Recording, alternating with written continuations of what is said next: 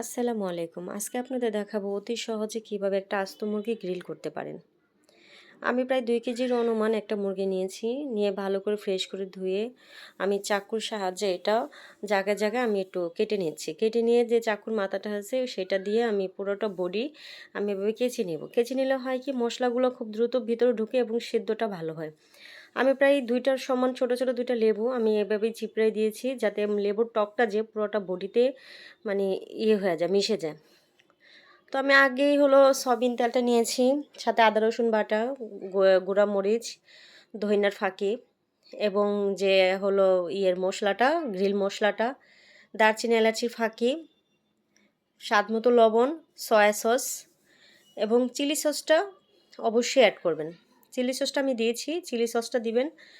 তারপর যখন মশলাগুলো একদম মাখানো হয়ে যাবে, তারপরে বডিতে একদম ভালো করে মাসাজ করে দিয়ে দেবেন যাতে মশলাটা একদম ভালোভাবে ভিতরে ঢুকতে পারে। আপনারা চাইলে এটা টুকরা করেও খেতে পারেন, গ্রিল করেও খেতে পারেন, বা ফ্রাই করে যেভাবেই আপনাদের সুবিধা অনুযায়ী আপনারা খেতে পারেন। তো বাদবাকি যতটুকু মশলা ছিল আমি এটা বডির ভিতরে একেবারে দিয়ে দিয়েছি। কিছুটা কাঁচামরিচ দিয়েছি সাথে, যে মাংসর সাথে কাঁচামরিচটা আমাদের কাছে খুব টেস্ট লাগে। আপনারা চাইলে করতে পারেন। সাথে কয়েক টুকরা আমরা বেগুন দিয়ে দিয়েছিলাম।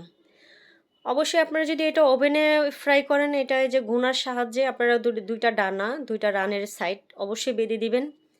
আর না হলে যে আপনারা ওভেনে দিবেন, গ্রিলের নিচের যে 2টা কয়েল আছে এটাতে লেগে যাওয়ার সম্ভাবনা বেশি আছে। তো আমরা এই যে দিয়ে দিলাম। অবশ্যই হিটটা 150 এর মধ্যে রাখতে হবে আপনাদের।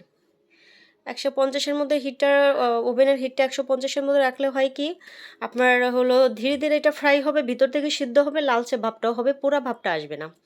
এই যে প্রায় আমি আধা ঘন্টা পর এটা খুললাম, আমার এটা প্রায় লালচে একটা ভাব হয়ে গেছে, ভিতর থেকে মোটামুটি আমার সিদ্ধ হয়ে আসছে। প্রায় হয়ে গেছে, আমি এখন নামাই নিব। তো দেখেন আমার এটা হয়ে গেছে। তো আমি এখন পরিবেশন করে নিব। খুবই হেলদি একটা জিনিস হয়েছে। নান রুটির সাথে খেতে খুবই টেস্ট। অবশ্যই আপনারা এটা ট্রাই করবেন। আল্লাহ হাফেজ।